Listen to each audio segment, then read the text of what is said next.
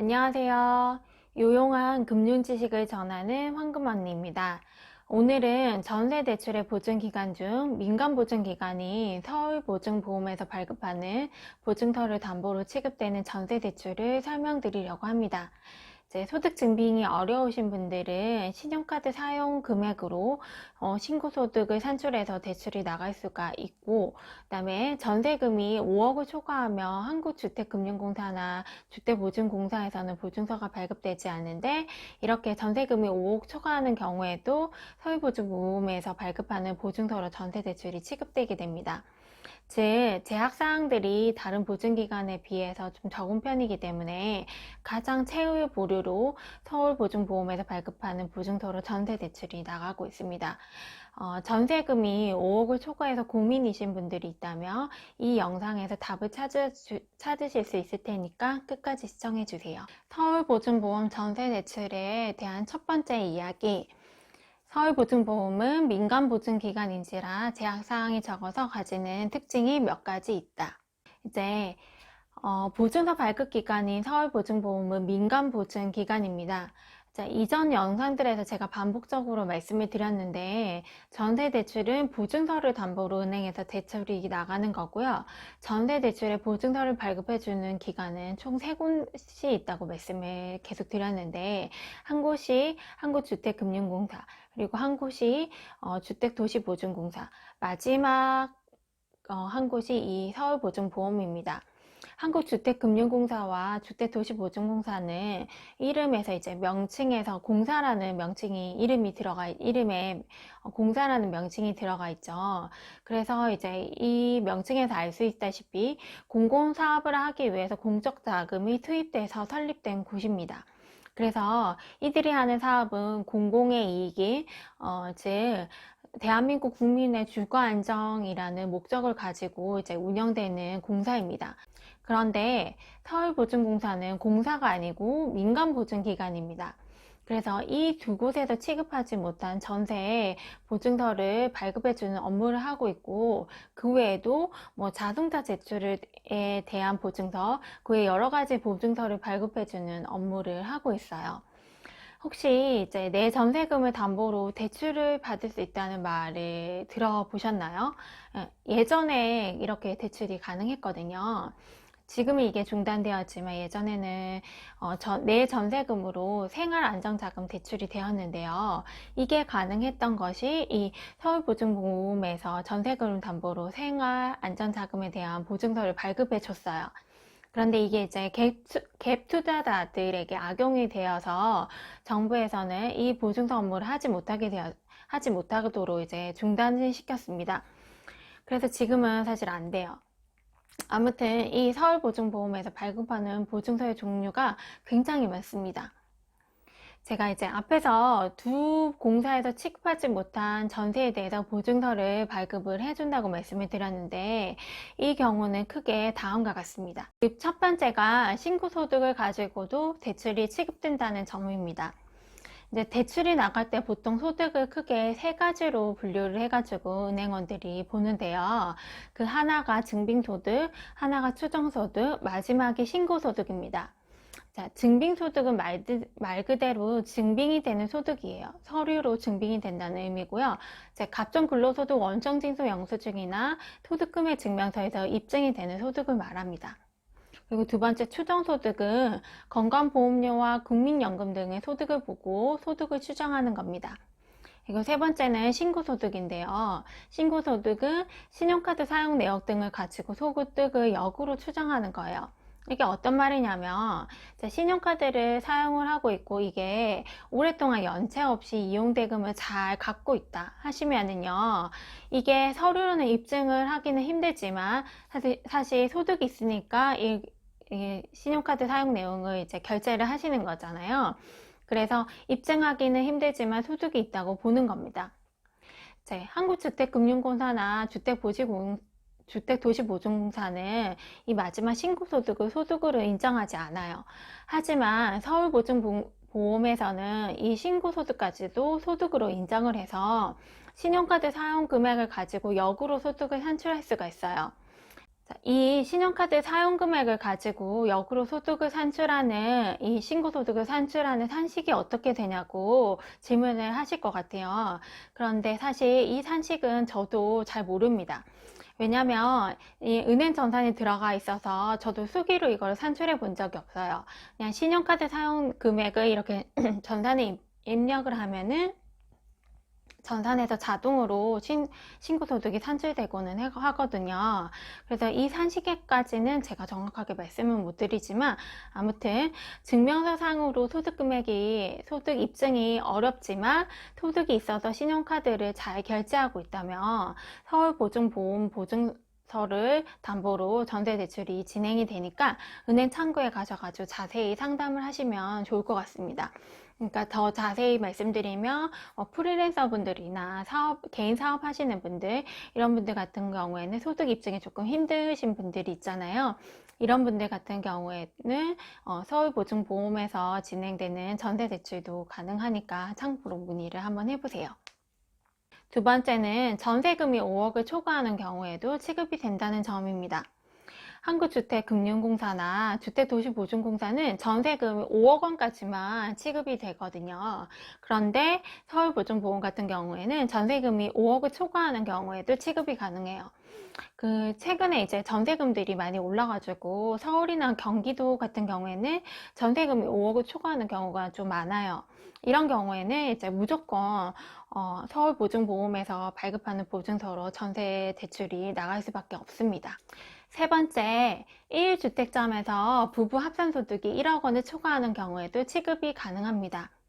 한국주택금융공사나 주택도시보증공사 같은 경우에는 1주택자가 대출이 되려면 부부 합산소득이 1억 원 이하여지만 보증서 발급이 가능했다면 서울보증보험 같은 경우에는 소득 제한이 없습니다.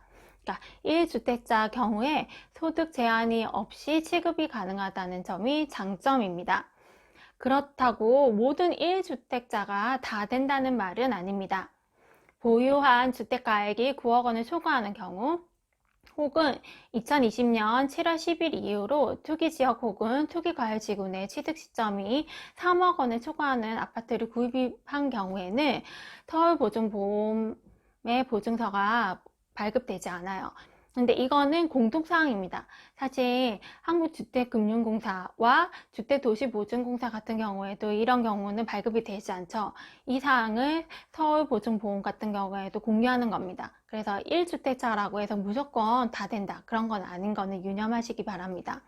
그리고 또 주의하실 점은 서울보증보험에서 발급하는 보증서도 1주택자는 대출 가능한 금액이 최대 5억 원까지 나오지가 않고 3억 원까지만 가능하다는 점 강조드립니다. 그러니까 무주택자면 대출 가능한 금액이 5억 원까지도 가능하지만 1주택자는 대출 가능한 금액이 이제 3억 원까지입니다. 이 점 유념하시기 바랍니다. 그리고 네 번째 특징, 서울보증보험 보증서 전세대출 같은 경우에는 집주인의 동의가 필요합니다. 대출의 특징은요, 전세금을 일종의 반환 채권으로 보고 여기에 질권을 설정하고 있어요. 그래서 이 질권을 설정하는 거에 대해서 집주인이 동의를 해줘야 합니다. 자, 집주인이 사실 동의를 해준다 이렇게 하니까 뭔가 복잡하고 어려운 과정이 이제 따른다고 생각을 하죠. 근데 그렇지는 않아요. 사실 집주인이 뭔가 은행에 방문을 해서 뭔가 해야 되고 그런 것들은 진행되지 않고요. 그런 부담스러운 일들은 진행되지 않고, 은행에서 대출 실행 전에 질권 설정 통지서를 내용 증명으로 집주인에게 우편 통지해요. 그래서 집주인은 이 우편을 잘 받기만 하면 되는 건데요. 집주인이 그래서 실제로 이 우편을 받을 수 있는 실제 거주하고 있는 주소가 굉장히 중요해요. 그래서 은행원들이 이 질권 설정 통지서에 집주인 주소를 정확하게 적으라고 할 겁니다. 그때 정확한 주소를 적으시기만 하면 됩니다. 그리고 사전에 이제 집주인에게 이런 질권 설정 통지서가 도착할 거예요, 이런 말은 하시는 게 맞겠죠. 그러니까 그런 내용들은 집주인과 공유가 되어 있어야 합니다. 서울보증보험 전세대출의 두 번째 이야기, 대출 가능한 금액과 금리는 이렇게 결정됩니다. 대출 가능한 금액은 금액 3개 중에서 가장 적은 금액을 기준으로 결정이 됩니다. 적은 금액 이렇게 보시면 되고요. 그 첫 번째가 외부 신용 등급에 따라서 적용되는 최고 한도라고 표현을 했는데요. 나이스 KCB 12등급이 1점 점수 이상, 이제 작년까지 운영되었던 등급 기준으로는 4등급 이내이시면은요, 최대 5억 원까지 대출이 가능하고, 외부 등급이 하나라도 이제 과거 기준으로 4등급 이하, 밑으로 떨어졌다 하신다면은 양호한 등급 기준으로 3억, 2억, 1억 5천 이렇게 최고 한도가 결정이 됩니다. 그리고 두 번째는 전세금의 80% 이고요. 전세금의 80%는 내가 들어가고자 하는 전세금 아시잖아요. 이 전세금의 80 이렇게 곱하시면 되겠죠. 그 다음에 세 번째는 전세금은 시세의 80%에서 빼기 선순위 설정 최고액을 뺀 금액이 보다 작아야 된다. 제가 이렇게 수식으로 표현을 했거든요.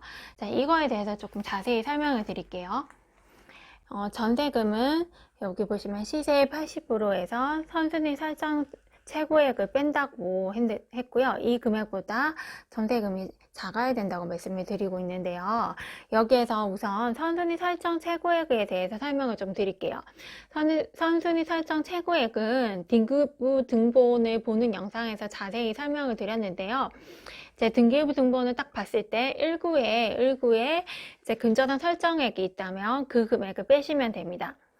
그리고 여기 시세의 80%라고 적었는데요. 시세 같은 경우에는 먼저 KB 부동산 시세를 보시면 되고, KB 부동산 시세가 없다 하시면은 이 두 번째인 국토교통부의 공시 공동주택 가격의 130%를 적용하시면 됩니다.